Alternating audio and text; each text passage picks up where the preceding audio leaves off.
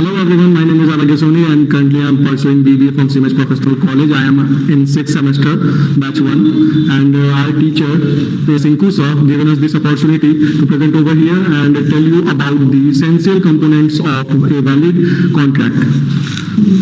Let's start with the first point, which is offer. So, one party must make a clear and definite proposal to another party expressing their willingness to enter in a contract is a kind of offer. The second point is acceptance. So, the offeree must agree to the terms of the offer without any modification, creating a mutual agreement between the parties. So, this is acceptance. And the third point is the consideration. Both parties must exchange something of value like money, goods, services as a part of the agreement. Consideration, the ensuring their benefit to each party and distinguish a contract from a gift or a promise. So the fourth point is legal capacity. All parties must have the legal capacity to enter into a contract.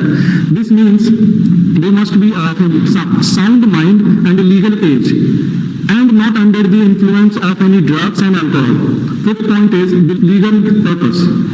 So the contract purpose must be a lawful and not against public policy. Contract with the illegal or immoral objective are not enforceable. Sixth one is certainty. The term of the contract must be clear and definite enough for a court to enforce.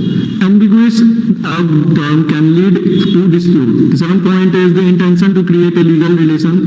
The parties must intend for their agreement to be legally binding. Socially or domestic agreement usually lack of the intention, but the business agreement typically have it.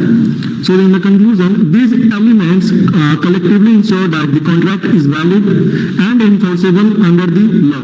Thank you.